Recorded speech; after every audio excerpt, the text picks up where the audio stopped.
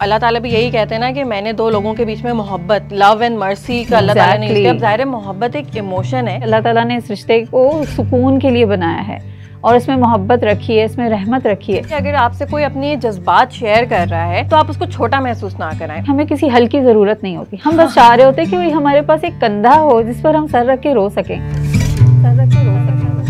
Emotion is anger, sad, जो भी था। अब वो इमोशन डिटरमिन करेगा कि आपकी बॉडी एक्शन क्या लेगी। उसको गुस्सा आ रहा था, वो चीख पड़ा, लेकिन अंदर उसकी नीड्स क्या होती हैं ये किसी को नहीं पता होता। अगर कोई अपना मसला लेकर आ रहा है, कोई बात करना चाह रहा है, तो उसको चाहिए एक सुनने वाला कान। जो बंदा खुद दुखी होता है ना किसी चीज को लेके, it can be anything. Ideal तो ऑब्वियसली यही होगा कि हस्बैंड एंड वाइफ बैठकर एक दूसरे के साथ वक्त गुजारें। मुझे आपसे बात नहीं करनी, मुझे आपसे तो बिल्कुल बात नहीं करनी है, मुझे अपने दोस्त से बात करनी है। Change yourself to that person, अपने आप को उनकी बॉडी में ले जाएं और उनकी तरफ से बात करें और उनके जो पॉइंट ऑफ व्यू हैं वो बयान करें। किसी भी इंसान पर हद से ज़्यादा इन्हिसार, कोडिपेंडेंसी है।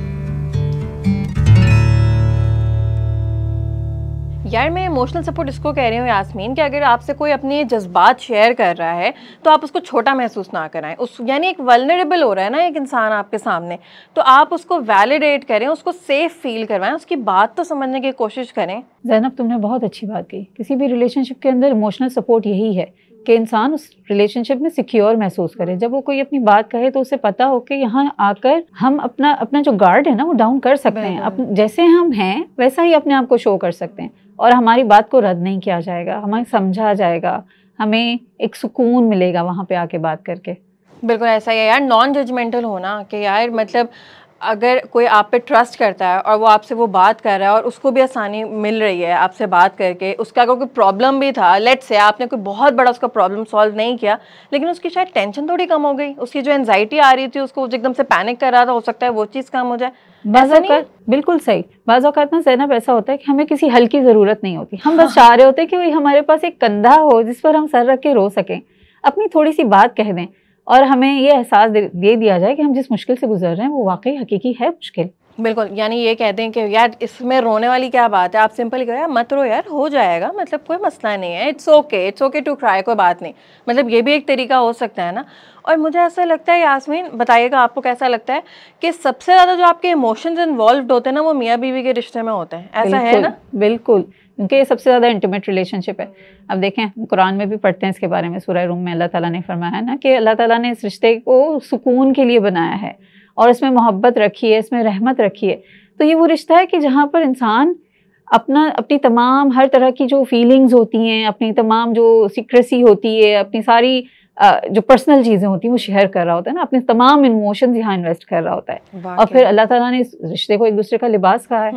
तो लिबास जिस तरह से हमारे लिए इम्पोर्टेंट है और जिस तरह से हमारे लिए बॉडी के साथ कनेक्टेड है, उसी तरह से रिश्ता भी एक दूसरे के साथ कनेक्टेड है। हम दोनों लोग एक दूसरे से कनेक्टेड होते हैं। और निकाह की भी जब बात करते हैं तो अल्लाह ताला भी यही कहते हैं ना कि मैंने दो लोगों के बीच में मोहब्बत, लव एंड मर्सी का अल्लाह ताला ने यूज़ किया। अब ज़ाहिर है मोहब्बत एक इमोशन है और एक तरह से इस रिश्ते की बुनियाद ही इमोशंस ही थे।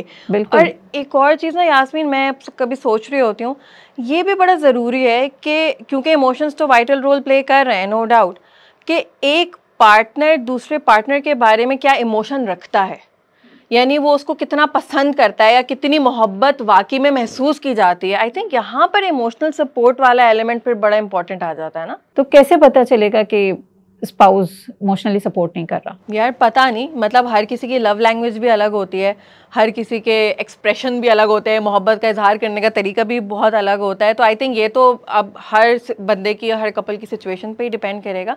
लेकिन मुझे ऐसा लगता है यास्मीन कि कुछ चीज़ों को ना अंडरस्टैंड करना बड़ा ज़रूरी है। अगर हम लोग ब्रेक डाउन भी करें, जैसे फीलिंग्स और इमोशंस में क्या फ़र्क है, जैसे कि यानी आप कभी सोच में पड़ जाते हैं कि मेरी फीलिंग है, ये इमोशन है, दोनों एक ही चीज़ है, क्या है। अगर हम एक चीज़ को अगर अंडरस्टैंड करना शुरू करें तो हमें हेल्प मिलती है अपने जज्बात को काबू करने में। कि एक सिचुएशन आपने देखी, अब उस सिचुएशन में जो भी हुआ, आपके ब्रेन को एक मैसेज गया, आपकी एक सोच, एक थॉट डेवलप हुई। सही। जब आपकी थॉट डेवलप होती है तो आपकी बॉडी में फीलिंग्स जनरेट होती हैं, यानी फीलिंग्स आपकी बॉडी में की सेंसेशंस हैं। उस फीलिंग, जैसे feeling of aggression, feeling of sadness, और उसके बाद एक इमोशन आता है। अब इमोशन इज एंगर, सैड, जो भी था। अब वो इमोशन डिटरमिन करेगा कि आपकी बॉडी एक्शन क्या लेगी, यानी हम कहते हैं ना इमोशनल रिस्पॉन्स आ जाता है कि यार वो थॉट तो वही रह गई ना, अब जो इमोशन डेवलप हुआ अब उसकी बेसिस पे एक्शन हो जाता है। अब मुझे ये बताएं कि कुछ लोग होते हैं ना कि गुस्सा आ रहा है लेकिन रो रहे हैं, तो फीलिंग एग्रेशन की डेवलप हुई थी लेकिन इमोशन सैडनेस था, इमोशन सैड हो गया उनका। और एक और ना बड़ा कॉमनली होता है हमारे यहाँ कि यार इग्नोर करो, मिट्टी पाओ, छोड़ो छोड़ो, तो इमोशंस हम समझते हैं कि हमने दबा दिए, लेकिन ये जो इमोशन जब दब जाता है ना, जब कोई एक्शन नहीं लिया जाता, वो फिर बिहेवियर का हिस्सा बन जाता है। आप फिर वैसा बिहेव करना शुरू कर देते हो, वो जो इमोशन था ना वो वहीं पर ही होता है। वो आप जैसे अब आपको एक चीज़ आपने इग्नोर की, अब आपको किसी और बात के ऊपर बिलावजा में रोना आ गया, क्योंकि रूट कॉज क्या था, वही वाली बात जो पहले आपने इग्नोर की थी। ये बहुत इंपॉर्टेंट बात है ज़ैनब कि जो बिहेवियर होता है ना वो सरफेस पर होता है। आइसबर्ग के बारे में हम पढ़ते हैं ना, सुनते हैं। आइसबर्ग क्या होता है कि टिप ऑफ द आइसबर्ग आपको नजर आ रही है पानी के ऊपर, और जो 95% उसका बर्फ का पहाड़ है ना वो जमीन के पानी के नीचे है। अब होता ये है कि हम ऊपर से तो देख रहे हैं वो बंदा रो रहा है, उसको गुस्सा आ रहा था लेकिन वो रो पड़ा, उसको गुस्सा आ रहा था वो चीख पड़ा, लेकिन अंदर उसकी नीड्स क्या होती हैं ये किसी को नहीं पता होता। अमूमन पता है ज़ैनब क्या होता है कि जब लोग बहुत ज़्यादा गुस्सा कर रहे होते हैं ना, तो उनकी एक नीड होती है, वो अटेंशन चाह रहे होते हैं। बचपन में उन्हें वो अटेंशन मिली नहीं होती, वो मोहब्बत मिली नहीं होती, वो या वो खौफजदा होते हैं और वो उसके लिए चीख चीख कर पुकार रहे होते हैं कि हमें मोहब्बत चाहिए, हमें अटेंशन चाहिए, हमारा खौफ है वो दूर करो, लेकिन हमें समझ ही नहीं आ रही होती। तो इस इमोशनल सपोर्ट जब हम देना चाह रहे हैं किसी को, तो हमें समझना भी ज़रूरी है कि जो बिहेवियर शो कर रहा है इसके पीछे इसकी क्या नीड है, इसको आइडेंटिफाई करें और उसकी नीड को पूरा करने की कोशिश करें। और वो नीड बड़ी अनरिलेटेड भी हो सकती है, यानी उस वक्त जो हो रहा है हो सकता है वो नीड उस वक्त की ना हो, वो कोई बहुत पुरानी, जैसे हम ट्रिगर कहते हैं। अब आजकल तो ट्रिगर का वर्ड ना मतलब ऐसे मुंह पे मार दिया जाता है, ये तो तुम्हें ट्रिगर करता है। हाँ। तुम क्यों ट्रिगर हो रही हो? मुझे अब ट्रिगर वर्ड से मैं ट्रिगर होना शुरू, ये सवाल भी बड़ा अजीब सा है कि तुम क्यों ट्रिगर हो रही हो। ट्रिगर होने वाली क्या बात है? ट्रिगर खुद ब खुद हो जाता है। हाँ। ये बिल्कुल इसी तरह से ना कि हम कोई चीज हमने देख ली और हमें गुस्सा आ गया, या कोई बात हमने कोई वर्ड सुन लिया, तो ऐसा होता है कि वो वर्ड हमारे किसी पुरानी याददाश्त के साथ एंकर्ड होता है, और जब वो एंकर्ड होता है तो हमारी वो मेमोरी दोबारा से एग्जैक्टली वो ट्रिगर हो जाती है, और उस वक्त जो हमने रिएक्शन दिया था या देखा था किसी को रिएक्शन देते हुए, वो दोबारा से हमारा सरफेस पर आ जाता है। ना उस वक्त दबा दिया और अब बिहेवियर का हिस्सा ही बन गया। बिल्कुल यही हो रहा होता है। जनरली ऐसे होता है, और ये अप्रोच आई थिंक कहीं काफी हद तक सही भी है कि भाई माई ट्रिगर्स माई रिस्पॉन्सिबिलिटी, या हम कहते हैं योर ट्रिगर्स योर रिस्पॉन्सिबिलिटी। लेकिन जब हम मैरिटल रिलेशनशिप की बात करते हैं यास्मीन, तो क्या यहाँ पे ये चीज इस तरह से अप्लाई हम कर सकते हैं? यानी अगर एक पार्टनर किसी चीज से ट्रिगर होता है, ठीक है, और अगले बंदे को पता लग गया कि यार ये इसका ट्रिगर पॉइंट है, बजाय से कि वो उसको एक्सप्लोर करे, वो उसको कहे कि भाई ये तुम्हारा मसला है, ये तुम्हारा ट्रिगर है, खुद सॉल्व करो इसको। ज़ैनब ये कैसे हो सकता है? देखिए मैरिज तो इंस्टीट्यूशन है ना, हम कहते हैं ना, ये तो पूरा एक इदारा है शादी का, और कोई भी इदारा टीम वर्क के बगैर नहीं चल सकता। तो शादी भी चलाने के लिए टीम एफर्ट की ज़रूरत है। अगर पता है कि एक स्पाउस ट्रिगर हो रहा है किसी वजह से, दूसरे स्पाउस को पता चल गया, तो दोनों की म्यूचुअल जिम्मेदारी बनती है कि उस पर काम करें। हम अकेला तो नहीं छोड़ सकते ना, एक स्पाउस दूसरे स्पाउस को अकेला नहीं छोड़ सकता। बिल्कुल, यानी आप अपने ट्रिगर्स के ऊपर खुद भी काम करें। Exactly. लेकिन बीइंग अ पार्टनर आपको अगले बंदे की हेल्प भी करनी चाहिए कि यार उसका अगर कोई ट्रिगर है, हो सकता है कि वो कोई बहुत पुराना कोई ट्रॉमा हो, कोई इस तरह की कोई चीज़ हो जिसको वो कैरी करके लेकर आ रहा है, तो आप उसकी हेल्प भी करो कि वो भी आइडेंटिफाई करे और आप खुद भी responsibility. Identification is the major task. अच्छा पता है ज़ैनब, एक खातून मेरे पास आई और वो कहती हैं पता नहीं मेरे बच्चे क्यों मुझे कहते हैं कि मम्मा जब भी आपसे बात करें आप गुस्सा करती हैं, जब भी आपसे बात करें आप गुस्सा करती हैं। उनसे फिर मैंने बात की, उनसे सवाल पूछे, तो फिर जब वो पीछे गई ना अपने बचपन में, तो उन्हें पता चला कि जब उनसे वो अपने पेरेंट्स से बात करती थी ना, तो उन्हें इसी तरह का रिस्पॉन्स मिलता था। जब भी वो कुछ शेयर करने जाती फौरन सिर पे गुस्सा किया जाता, कोई छोटा सा मजाक कर लेती तो उन्हें जवाब में गुस्सा मिलता। तो उसका नतीजा ये हुआ कि उन्होंने पीछे से लर्न किया कि किस तरह से बच्चों को रिस्पॉन्ड करना है, और ये हुआ कि अब वो अपने बच्चों के साथ भी यही कर रही थी। लेकिन इसमें इंटरेस्टिंग बात क्या है कि जैसे आपने आइडेंटिफिकेशन की बात की ना, और आइडेंटिफाई जब उन्होंने किया कि ये मेरा ट्रिगर है क्योंकि मैं ये पास्ट से लेकर आ रही हूँ, अब उन्होंने पहचान लिया, अब वो कॉन्शियस हो गई हैं और कॉन्शियस होके उस पर काम कर रही हैं। अब उनके पास उनके बच्चे आते हैं जब बात करने के लिए, तो वो ट्रिगर नहीं होती, अपने आप को मैनेज करती हैं, उनकी बात सुनती हैं। बिल्कुल। देखिए, और मेरी एक जानने वाली है, उससे मेरी बात हो रही थी रिसेंटली। उसने एक चीज़ शेयर की, कह रही यार मेरे हस्बैंड मुझसे जब भी पूछते ना खाने में क्या पका है, मुझे तो बहुत गुस्सा आता है। मैं कहती हूँ खुद जाके देख लें। मतलब मैं उसको एकदम से, वो कह रही है पता नहीं क्यों मैं बहुत इरिटेट हो जाती हूँ। कहती खैर वो फिर उसने थेरेपी वगैरह ले रही थी, वो वैसी और चीज़ों के लिए ले रही थी, तो this came up as well. तो उसको पता लगा कि जब भी वो स्कूल से आती थी ना और अपनी अम्मा से पूछती थी कि अम्मा खाने में क्या बना, वो कहती थी खुद देख लो, खुद नहीं देख सकते, मत पूछा करो मुझसे कि खाने में क्या पका है। हाँ। और इतनी यानी बड़ी हो गई वो, शादी हो गई, उसके बच्चे, कि जी मुझे ना सवाल से चिढ़ है कि मुझसे कोई ये ना पूछे कि खाने में क्या बना है। कह रही है मतलब now I have started working on it कि यार इस बंदे का कसूर नहीं है। तो एक सिंपल सवाल पूछा उन्होंने मुझसे कि खाने में क्या पका, मैं इरिटेट हो जाती हूँ। मुझसे डर के मैंने आपको पूछता ही नहीं है घर में कि खाने में क्या पका। एग्जैक्टली ज़ैनब, देखो यहीं पर बात आती है ना कि हाँ, जब दो लोग शादी के रिश्ते में जुड़ रहे हैं तो अपने पिछले तजुर्बात भी तो साथ लेकर आ रहे हैं ना, उनकी अपब्रिंगिंग, उनकी तरबियत, और जितना कुछ उन्होंने सीखा होता है, रिस्पॉन्स कैसे देना है, किस इख्तलाफ हो तो किस तरह से बात करनी है, झगड़ा करना है, आराम से बैठ के टेबल टॉक करनी है, ये सारा कुछ हमने सीखा होता है। अब जब दो लोग आते हैं शादी के रिश्ते में तो वो सारी चीज़ें साथ लेके आ रहे होते हैं। अब होता ये है कि अगर एक किसी ने सीखा ही नहीं कभी इमोशनल सपोर्ट देना, तो दूसरा स्पाउस ये फील करने लगता है भाई मुझे तो कोई पूछने वाला ही नहीं है। बिल्कुल।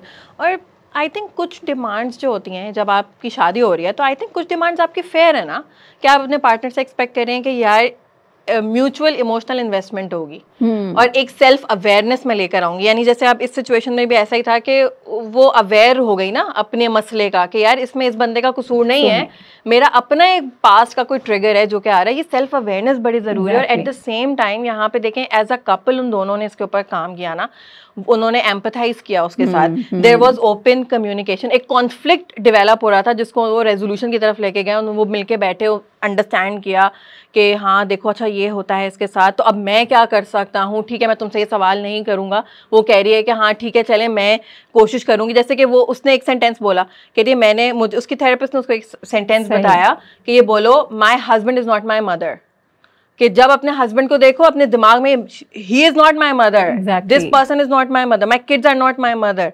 मतलब ये अपने आप को बार बार अपने आप को ना डिसोसिएट करो उस मेमोरी के साथ। तो इसमें अगले बंदे से आपकी एक तो एक्सपेक्टेशन भी है, फिर वल्नरेबल हो रहा है अगर एक इंसान और वो आपसे कोई बात अपनी शेयर कर रहा है, तो आप उसके वर्ड्स को सुने, ना कि आप उसमें कोई मीनिंग असाइन करें। जो एक लिसनिंग वाला जो एक एलिमेंट है ना, और कम्युनिकेशन में अक्सर यास्मीन ऐसा नहीं होता कि हम कम्युनिकेशन को ये समझते हैं कि कम्युनिकेट करने का मतलब है कि मैंने अपनी बात सुना दी, बस जो मेरे दिल में था मैंने वो बता दिया, now this is communication. Communication तो ये होता है ना कि एक बात तो वो है जो कि मुझे पता है, जो कि मुझे महसूस हो रही है, लेकिन मुझे कम्युनिकेट करनी है, मैंने अगले बंदे को उसकी ज़बान में समझानी है कि ये इसको समझ में आ जाए। ये कितना हम कंफ्यूज कर देते हैं। बिल्कुल ज़ैनब, और उसमें वैलिडेशन की जो आपने बात की ना, उस पर तो मैं ज़रूर एम्फसाइज करना चाहूँगी कि जब हम किसी से अपनी बात कह रहे हो ना, तो बहुत ज़रूरी है कि हमारी बात को सुना जाए। सुनना बेसिकली जो एलिमेंट है वो मिसिंग होता है हमारे अंदर। हम जब कम्युनिकेशन कर रहे होते हैं, हम ये सोच के कर रहे होते हैं कि अब ये मेरे पास जब आया है ना बंदा कुछ कहने के लिए, उसको मुझसे हल चाहिए, और हम फौरन मशवरा देने बैठ जाते हैं। तो इमोशनल सपोर्ट यहाँ पे ही लैक करती है ना, वो कनेक्शन आपका कट जाता है। क्योंकि अगर कोई अपना मसला लेकर आ रहा है, कोई बात करना चाह रहा है, तो उसको चाहिए एक सुनने वाला कान, कि वो अपनी पूरी बात कह दे, उसकी पूरी बात सुनी जाए और उसकी बात को एक्नॉलेज किया जाए कि हाँ वाकई तुम इस मसले से गुजर रही हो, और इंशाल्लाह ताला ये मसला हल हो जाएगा। ज़रूरी नहीं है कि उसे हल चाहिए। बिल्कुल ऐसा है। और समटाइम्स ऐसा भी होता है कि सिर्फ हम अपनी बात कह देते हैं, सुकून में आ जाते हैं कि हाँ बस मेरा दिल अब हल्का हो गया। और मज़े की बात है कि हर इंसान के अंदर हल मौजूद होता है, और थेरेपी के अंदर, काउंसलिंग के अंदर ये बहुत इंपॉर्टेंट होती है बात कि हम जब क्वेश्चन करते हैं ना, तो सॉल्यूशंस खुद ब खुद उनके अंदर डेवलप हो रहे होते हैं। क्योंकि देखें अल्लाह ताला ने कहा है ना कि ला युकल्लिफुल्लाहु नफ्सन इल्ला वुसअहा, कि अल्लाह ताला किसी भी जान पर उसकी इस्तिताअत से ज़्यादा तकलीफ नहीं डालते हैं। तो अल्लाह ताला ने जब इस दुनिया के समंदर में, इस चैलेंजेस में भेजा है, तो यकीनन हमें हमारे पूरे रिसोर्सेज के साथ भेजा है। सारे हमारे रिसोर्सेज हैं, हमें सिर्फ एक सुनने वाला कान चाहिए, एक सपोर्ट चाहिए, सहारा चाहिए। बिल्कुल ऐसा ही यास्मीन, और थोड़े से डिसिप्लिन के साथ आप वो चीज़ें फिगर आउट कर सकते हैं ना, यानी आप एक रेजोल्यूशन निकाल सकते हैं अपने आप में भी उन सारी फीलिंग्स और इमोशंस का। बिल्कुल, अपनी फीलिंग्स के बारे में तो जानना बेहद ज़रूरी है। अच्छा ज़ैनब, तुम्हें पता है कि एक खातून मेरे पास आई, एंड शी, अगर उसको देखा जाए ना कि she was living an ideal life, उनके पास दुनिया की हर सहूलत थी, और फिर भी वो परेशान। जब डिग डीप किया गया ना कि आया इशू कहाँ से आ रहा है, तो पता चला कि हस्बैंड के साथ उनके जो रिलेशनशिप है वो दुरुस्त नहीं है, वो ठीक नहीं जा रहा था। उनके हस्बैंड उनको बात में बिलिटल कर रहे थे। जहाँ वो कोई बात कहती उनकी बात को टर्न डाउन कर देते, उनकी फरमाइश ना सुनते, वो कहते सब कुछ मैं करूँगा, सब कुछ मैं तुम्हारे लिए प्लान करूँगा। तो वो बड़ी परेशान रहती थी, हालांकि हर सहूलत थी उनके पास। देखिए, और यास्मीन जैसे साइकोलॉजी हमें ये बताती है ना कि हमारे जो इमोशंस आते हैं वो डिपेंड करते हैं कि हमारी थॉट्स की क्वालिटी कैसी है। Exactly. लेकिन जो थॉट्स होती हैं, वो जो आपके इर्द गिर्द चल रहा है, जिस रिलेशनशिप में आप हैं, जब उसकी क्वालिटी ही ठीक नहीं होगी तो इमोशंस एंड थॉट्स की क्वालिटी भी ठीक नहीं होगी। और इमोशनल सपोर्ट फिर कैसे आ सकती है इस सिचुएशन में? एग्जैक्टली हमारे थॉट्स बहुत मैटर करते हैं। जब तक हमारे थॉट्स प्रॉपर पॉजिटिव नहीं होंगे, हमारे इमोशंस भी पॉजिटिव नहीं हो सकते। और पता है कि जब हम इमोशनली डाउन फील कर रहे होते हैं ना, और हमारे जहन में नेगेटिव थॉट्स आ रहे होते हैं, जैसे कि बाज़ औक़ात अगर कोई एक स्पाउस जो है वो इमोशनली अनसपोर्टिव फील कर रहा है रिलेशनशिप में, तो नेगेटिव थॉट्स आ सकती हैं, जैसे कि शायद मेरी किसी को ज़रूरत नहीं है, या मुझसे तो कोई मोहब्बत नहीं करता, और मेरी कोई बात नहीं सुनता, हर कोई मुझ पे शक कर रहा है, मैं इतना सारा कुछ करने की कोशिश कर रही हूँ अपने घर वालों के, या मैं इतना सारा कुछ प्रोवाइड करने की कोशिश कर रहा हूँ, लेकिन स्टिल सारे लोग नाशुक्र हैं, है ना। बिल्कुल। इस तरह के जब नेगेटिव थॉट्स आते हैं ना, तो एक फीलिंग ऑफ डिसअपॉइंटमेंट है, एक बिट्रायल है, एक इंसान को ना ये महसूस होने लगता है। बिल्कुल। और अगर हम इसका ब्रेक डाउन करें यास्मीन, कि क्यों एक पार्टनर, कोई भी हो सकता है, हस्बैंड भी हो सकती है, वाइफ भी हो सकती है, क्यों है, यानी क्यों आप इमोशनली सपोर्ट नहीं कर रहे, आप वो कंफर्ट लेवल क्यों नहीं दे रहे? मुझे ना एक बात समझ में आती है कि हर्ट पीपल। जो बंदा खुद दुखी होता है ना किसी चीज को लेके, it can be anything, again वही चाइल्डहुड पे हम जाएंगे दोबारा, इट कैन बी एनीथिंग। बिल्कुल। लेकिन ना एक ये वाली चीज भी होती है, मतलब मैं यहाँ पे थोड़ा सा बेनिफिट ऑफ डाउट क्रिएट करना चाह रही हूँ उन पार्टनर्स के लिए जो कि, मतलब मैं ये नहीं कह रही हूँ कि आप उनको एक क्लीन चिट दे दें या लाइसेंस दे दें कि अगर कोई इमोशनली अनअवेलेबल है, लेकिन अगर मसलहत की बात करें, सुलह रहमी की बात करें, तो ऐसा भी होता है कि कुछ लोग तकलीफ में होते हैं, हर्ट होते हैं, और वो उस वजह से ना बहुत ज्यादा डिफेंसिव भी हो जाते हैं और अटैक भी करते हैं अगले, यानी वो कहते हैं कि मैं इतनी तकलीफ में हूं ना, मैं तुम्हें भी तकलीफ पहुंचाऊंगा। मतलब है तो बड़ी कॉम्प्लिकेटेड सिचुएशन, लेकिन isn't it one of the reasons कि कुछ लोग एक रिलेशनशिप में बहुत ज्यादा अपने पार्टनर को सपोर्ट नहीं कर पा रहे होते हैं? बिल्कुल ऐसा ही है ना, क्योंकि ज़ैनब उन्होंने सीखा यही होता है ना अपने बचपन में, और ये मैं कहूँगी दुखती रख पे तुमने हाथ रख दिया कि बचपन के जो ट्रॉमाज हैं वो कहीं ना कहीं तो रोल प्ले कर रहे हैं ना, कि जैसे उन्होंने सीखा बचपन के अंदर किस तरह से उनके इर्द गिर्द जो शादीशुदा लोग थे वो किस तरह से एक दूसरे के साथ रवैया रखते थे, किस तरह से वो लोग रहते थे, कॉन्फ्लिक्ट्स को किस तरह से रिजॉल्व करते थे। मेरी अम्मा को कितनी इमोशनल सपोर्ट मिली, मेरी जो अब्बा हैं उनको कितनी ज़्यादा मेरी मदर ने सपोर्ट किया, ये सारी चीज़ें रोल प्ले करती हैं, और सारा कुछ बच्चे सीख रहे होते हैं। बिल्कुल। और ये सारा कुछ जब एक्शन में आता है, ये उस वक्त आता है जब उनकी खुद शादियाँ होती हैं। वाकई में। अच्छा, एक्शन की आपने बात की ना, मैं मतलब अक्सर ये सुन रही होती हूँ कि बड़ा कहा जाता है कि ना इमोशनल इंटीमेसी उस वक्त तक नहीं होती एक कपल के अंदर जब तक वो ज़्यादा वक्त नहीं गुजारते। जैसे आई नो अ कपल, और शदीद मसरूफ़ लोग हैं, मतलब बाकायदा ट्रैवलिंग उन लोगों की चल रही होती है, और उनका अभी शादी को ज़्यादा अरसा भी नहीं हुआ, लेकिन जब भी मैं उससे मिलती हूँ ना, she is constantly in contact with her husband, बातचीत चल रही है, मीम्स भेज रहे हैं एक दूसरे को, रील्स शेयर कर रहे हैं, और लॉन्ग डिस्टेंस रिलेशनशिप है, अलग रहते हैं, इतना साथ नहीं टाइम स्पेंड कर पाते फिजिकली, लेकिन I see an emotional connection there. और मुझे ऐसा लगता है कि again situation to situation vary करता है, लेकिन क्या वाकई ये रीज़न है कि आप टाइम स्पेंड नहीं करते, इस वजह से इमोशनल कनेक्शन नहीं डेवलप नहीं हुआ, या इमोशनल कनेक्शन के लिए आपको कुछ और चाहिए? ज़ैनब, मैं इस बात को नहीं समझती कि टाइम जितना ज़्यादा आप एक दूसरे के साथ स्पेंड करेंगे उतना ज़्यादा इमोशनल कनेक्शन डेवलप होगा। देखिए, बात ये है कि आइडियल तो ऑब्वियसली यही होगा कि हस्बैंड एंड वाइफ बैठकर एक दूसरे के साथ वक्त गुजारें। ऑब्वियसली अब आजकल की हम सिचुएशन देख रहे हैं, लोग बहुत ज़्यादा मसरूफ़ हैं। अब इस मसरूफियत के बीच में इतना ज़्यादा टाइम निकालना कि घंटा 2 घंटा या पूरा पूरा दिन बाज़ औक़ात अगर कोई चाह रहा है कि मेरे साथ गुजारा जाए, तो it's not going to work. हमें एडजस्ट करना होगा, हमें देखना होगा कि हमारी एक्सपेक्टेशंस क्या हैं, और एक्सपेक्टेशंस के मुताबिक हमें क्वालिटी टाइम अपना मैनेज करना है। और क्वालिटी टाइम सिर्फ ये तो नहीं है ना कि हम एक दूसरे के साथ बैठ रहे हैं, या कहीं आउटिंग पे जा रहे हैं, कहीं लंच पे जा रहे हैं, या डिनर पे जा रहे हैं। क्वालिटी टाइम ये भी तो हो सकता है कि घर पे बैठकर हस्बैंड एंड वाइफ एक दूसरे के इंटरेस्ट की कोई मूवी देख रहे हैं, या स्पोर्ट्स देख लिया, या किचन में जाकर कोई अच्छी सी डिश बना ली मिलकर, या कभी मिलके सफाई कर ली, गार्डनिंग कर ली, या कोई भी ऐसी मीनिंगफुल एक्टिविटी जिसमें दोनों को दिलचस्पी हो। We have to be very realistic about our expectations. अक्सर पता है क्या होता है कि हमें खुद नहीं समझ आती कि हम चाहते क्या हैं, तो बैठकर अपनी एक्सपेक्टेशंस को लिस्ट डाउन करें। अब जैसे मिसाल है, हस्बैंड की 8 घंटे की जॉब है, अब 8 घंटे के बाद या 12 घंटे के बाद वो घर आ रहा है और बीवी ये एक्सपेक्ट करी कि उसका सुबह को सास से जो झगड़ा हुआ था हस्बैंड फ़ौरन आके उसको हल करे, तो ये अनरियलिस्टिक होगा ना। इसी तरह से अगर बीवी 9 to 5 जॉब करी और उसे ये एक्सपेक्ट किया जा रहा है कि वो घर पे आए और फिर आराम किए बगैर 14 लोगों की फैमिली के लिए खाना बनाए, तो ये कितना गैर हकीकी है। तो अपनी एक्सपेक्टेशंस को हम पहले खुद जानें, हम चाहते क्या हैं, हमारी इमोशनल सपोर्ट से मुराद क्या है और हमें किस तरह की इमोशनल सपोर्ट चाहिए, और फिर उस पर बैठ के एक टेबल टॉक करें और निगोशिएट करें कि कहाँ क्या हम दे सकते हैं और क्या हमारे लिए देना पॉसिबल नहीं है।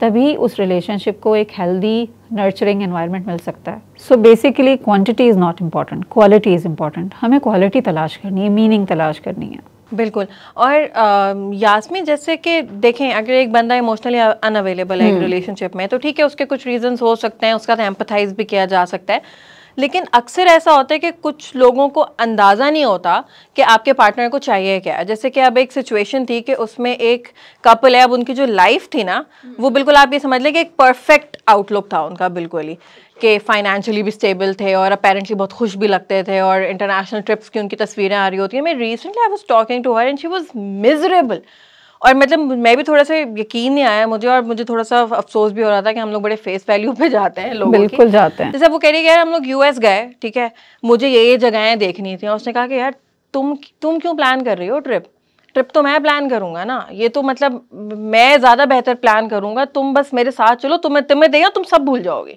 जो मैं तुम्हें बता रहा हूँ ना।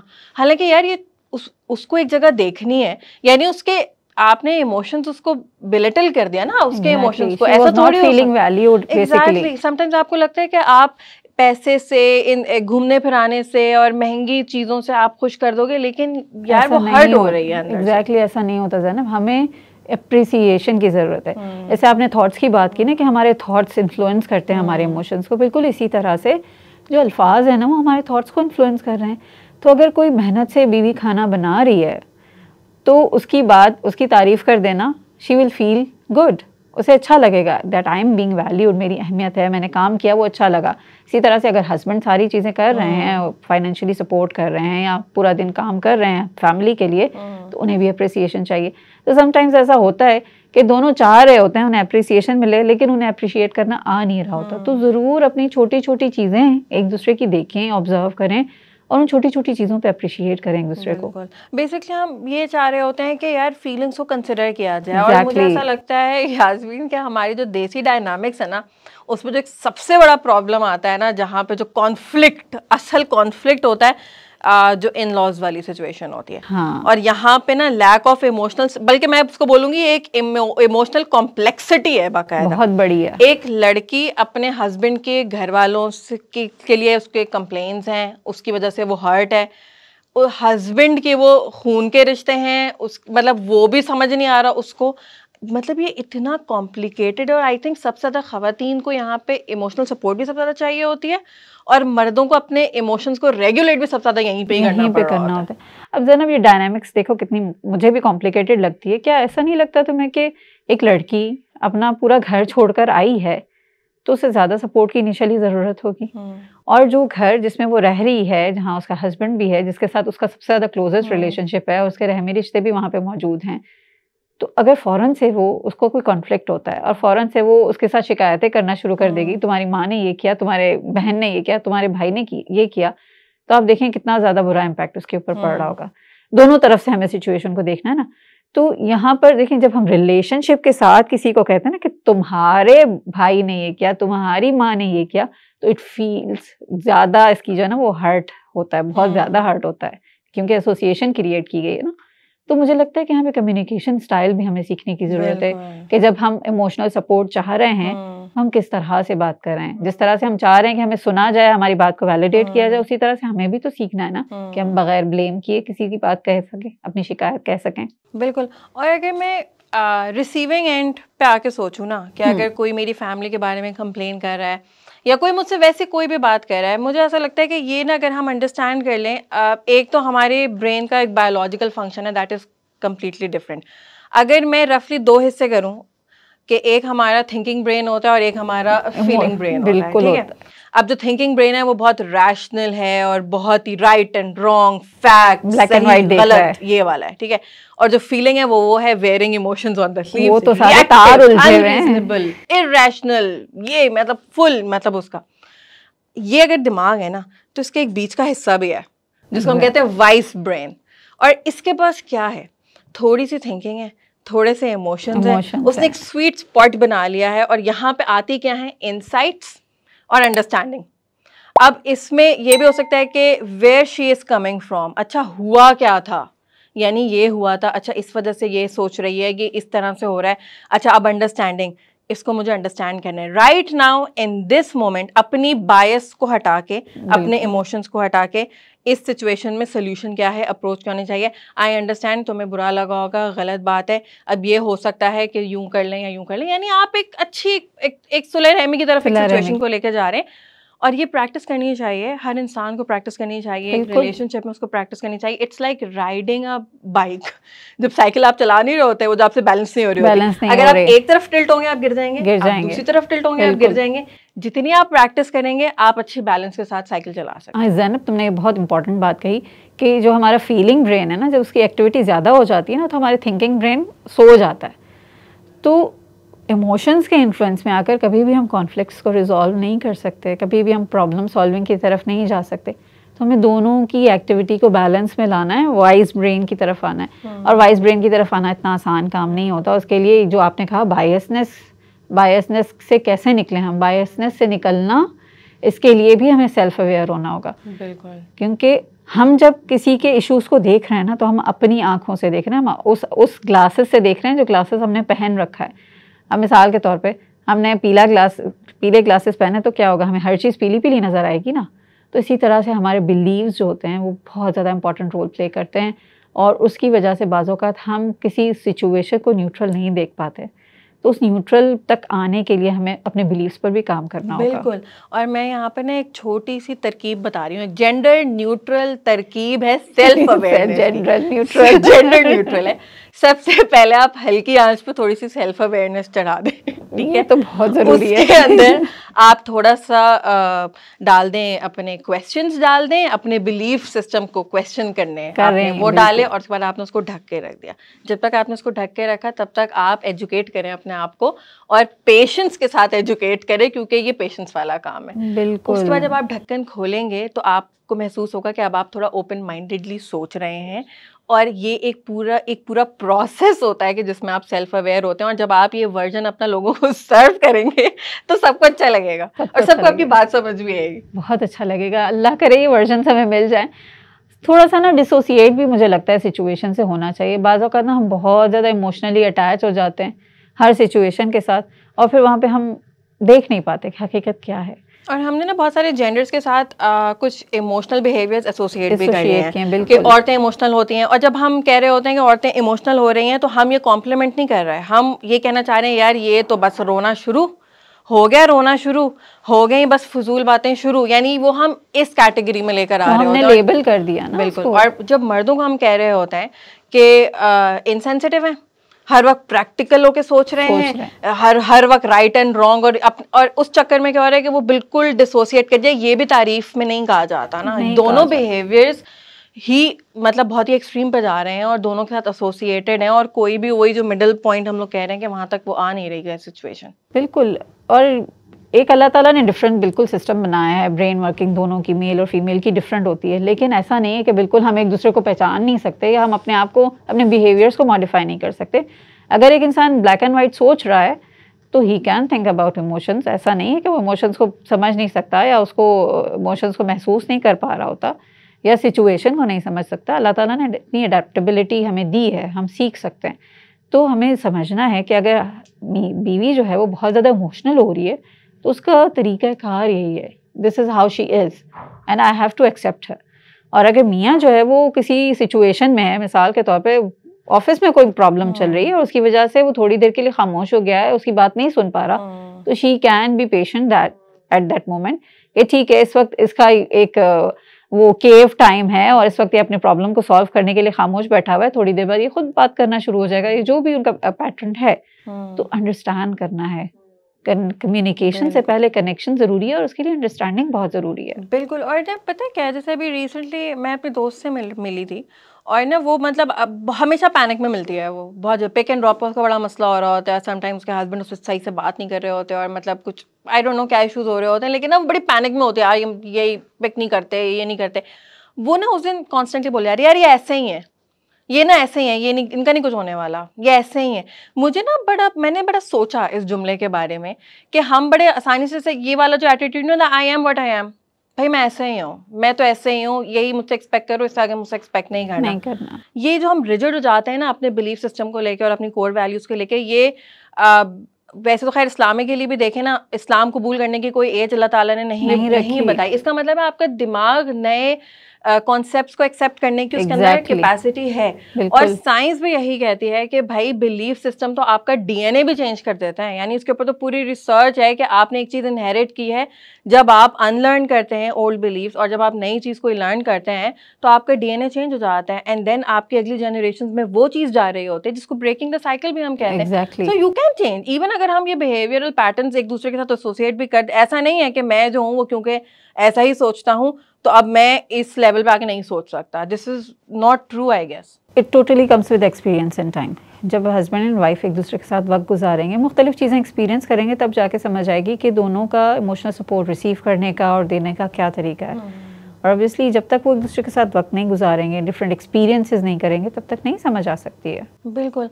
और मुझे ऐसा लगता है यास्मीन कि बहुत कॉमनली ये चीज़ देखी जा रही होती है कि आप अपने पार्टनर से एक बात करने में कंफर्टेबल नहीं होता है और आप सारी दुनिया से वो बात कर लेते हैं, लेकिन आप अपने ही स्पाउस को नहीं बता पा रहे या उनसे नहीं शेयर कर पा रहे और आपको डर लग रहा है, आपको यार ये रिएक्ट कर जाएगी क्या, ये नहीं यार ये मुझे सुनाएंगे, ये हो जाएगा, फिर ये हो जाएगा। मुझे ऐसा लगता है कि ये बहुत बड़ा इंडिकेटर होता है इमोशनल डिस्कनेक्ट का एक कपल के बीच में कि जब वो सबसे बात कर सकते हैं लेकिन वो एक दूसरे से बात नहीं कर सकते। और यहीं से तो फिर दूरियां पैदा होती हैं ना। और ज़ैनब ये ऐसे ही नहीं आता। देखिए इनिशियली कभी भी ये एज्यूम नहीं किया जाता कि स्पाउस के साथ बात शेयर की जाएगी तो सामने से रिएक्शन आएगा, ये इनिशियली एज्यूम नहीं किया जाता। स्पाउस एक दूसरे के साथ बात शेयर करना चाहते हैं क्योंकि देखिए ये इंटीमेट रिलेशनशिप है और एक्सपेक्टेशंस भी हमारी यही होती हैं कि अब मैंने सारी ज़िंदगी इसके साथ गुजारनी है तो मैं हर बात इससे शेयर करूँगी। लेकिन जब एक बार बात शेयर की जाती है और सामने से जो रिएक्शन आता है फिर पता चल जाता है, फिर दूसरी बार भी की जाती है, फिर वही रिएक्शन, फिर तीसरी बार भी की जाती है, फिर वही रिएक्शन, फिर खौफ डेवलप होना शुरू होता है कि अब मैंने अगर अपनी ये बात बताई ना तो बस मेरा अल्लाह ही हाफिज़ है। बिल्कुल। और बस आई थिंक ये एक बड़ी होपफुल सी चीज़ है जो कि मेरा कोई इतना एक्सपीरियंस नहीं है, मेरी शादी को 4-5 साल ही हुए हैं, लेकिन मैंने एक चीज़ देखी है कि ना हम समटाइम्स बहुत ज़्यादा अजम्पशंस की वजह से बहुत एक इमोशनल आउटबर्स्ट कर रहे होते हैं। जैसे कि मैंने ये चीज़ देखी कि मैं और मेरे हस्बैंड बहुत ज़्यादा समटाइम्स किसी हीटेड आर्ग्यूमेंट में होते थे और एक ही बात को लेके ना, एक तो ऐसा ज़रूर होता है, एक ही बात होती है जो कि ना बॉटल नेक बन जाती है बिला वजह में क्योंकि इमोशंस बहुत ज़्यादा इन्वॉल्व होते हैं। देन वो इतनी हम लोगों के लिए वो इतनी एक दुखती रग बन चुकी थी कि हम ना अवॉइड करते थे, काफ़ी टाइम तक हमने उस सिचुएशन को अवॉइड किया, मसला तो सॉल्व नहीं हुआ। Then I did something, it just came naturally. और मुझे ऐसा लगता है कि अगेन कि अगर आप इनिशिएट करें अपने रिलेशनशिप में कि यार एक एफर्ट करते हैं, एक चांस देते हैं, कुछ और ट्राई करते हैं, मे भी हम कुछ कनेक्ट कर पाएँ कहीं से।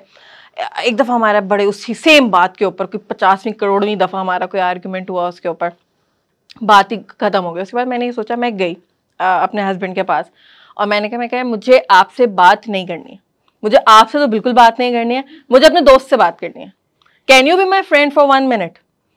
और ना वो एकदम से एक एनर्जी ही चेंज हो गई, लिटरली वो इतना पुराना मसला था और वो उस दिन बैठ के हम दोनों ने सॉल्व किया। मतलब मैंने समझ, मैं कहा मेरे हस्बैंड ये बात नहीं सुनते, उनको मेरी ये वो नहीं है, ये नहीं है, ये नहीं कह रहे। हाँ तो देखो तुम्हारा हस्बैंड हो सकता है ये सोचो,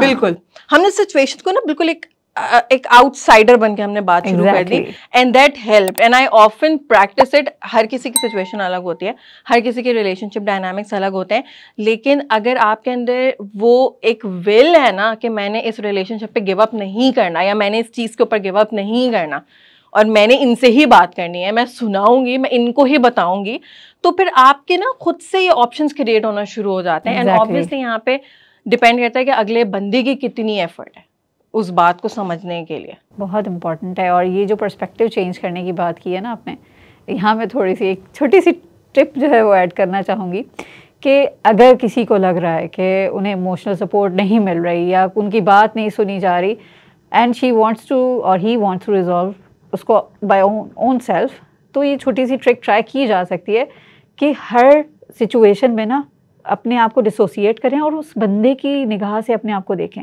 से मिसाल के तौर पे पहले अपने बारे में बात कर ली, एक जगह बैठे और जो अपने ऊपर बीत रही है ना वो सारी बातें बयान कर ली, ठीक है।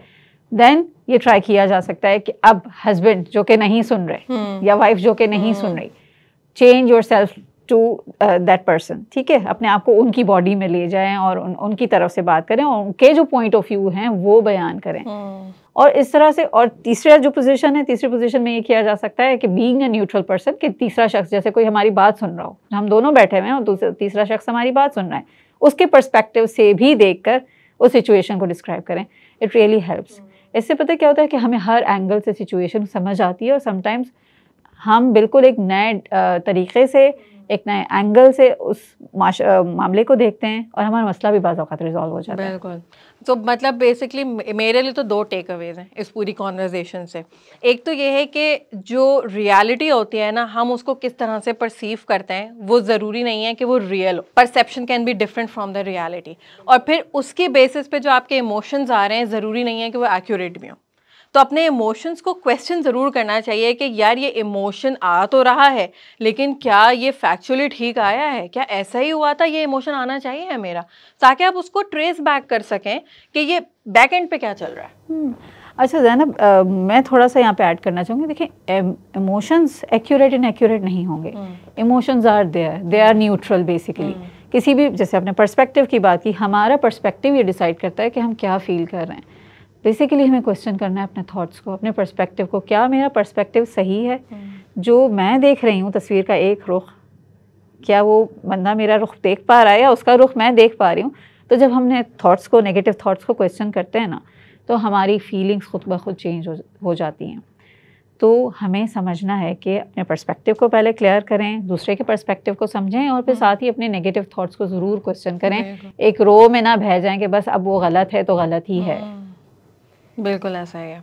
अब अगर किसी को लगता है कि उन्हें इमोशनल सपोर्ट नहीं मिल रही, उन्हें पर्सपेक्टिव भी चेंज करके देख लिया, उन्होंने कम्युनिकेट भी करके देख लिया, अपनी फीलिंग्स को समझ भी लिया, सबसे बात भी हो गई, लेकिन फिर भी भाई स्पाउस है कि तो वो इमोशनल सपोर्ट दे के ही नहीं दे रहा, तो क्या कर सकते हैं? किसी भी इंसान पर हद से ज़्यादा इन्हिसार को डिपेंडेंसी है। अगर आप कम्प्लीटली किसी और इंसान की तरफ देख रहे हैं ना कि बस वही है जो कि मुझे इमोशनल सपोर्ट देगा, अदरवाइज़ मैं इमोशनली खुश रह ही नहीं सकती, तो यहाँ भी हमें पर्सपेक्टिव चेंज करना है। देखें, अपनी ज़िंदगी के अंदर हमें कोई ना कोई मीनिंगफुल एक्टिविटी तलाश करनी है, अपनी ज़िंदगी में मकसद तलाश करना है और मकसद को अचीव करने के लिए हमें अपने आप को खपाना है। हम इसलिए तो दुनिया में नहीं भेजे गए थे ना कि हम एक इंसान पे डिपेंडेंट हो जाएं। We have to be independent, या हमें एक इंटरडिपेंडेंसी क्रिएट करनी है। बेसिकली ज़्यादा ये बेहतर वर्ड है इस्तेमाल करने का। और हमें अपनी ज़िंदगी में मीनिंगफुल काम, कोई बामकसद एक्टिविटी तलाश करनी है ताकि हम वहाँ से अपनी इमोशंस को नर्चर कर सकें, वहाँ से अपना कप फिल कर सकें और हमें फिर किसी की ज़रूरत ना रहे। अगर कोई हमें इमोशनल सपोर्ट दे रहा होगा तो हम बहुत खुश होंगे, yes we welcome them. If we are not getting it, हमारी एक्सपेक्टेशंस जो है ना वो मैनेज हो जाएंगी। बिल्कुल बिल्कुल बेहतरीन, बिल्कुल सही बात है। अपने आप को खुद भी वैलिडेट करना सीखें आप। बिल्कुल, आई थिंक इसी नोट के ऊपर हम लोग रैप अप करते हैं इस कॉन्वर्जेशन को। देखिए, ज़रूरी नहीं है कि आपका रिलेशनशिप बिल्कुल परफेक्ट हो और आपने कोई आइडियल स्टैंडर्ड के ऊपर अपने रिलेशनशिप को लेके जाना है।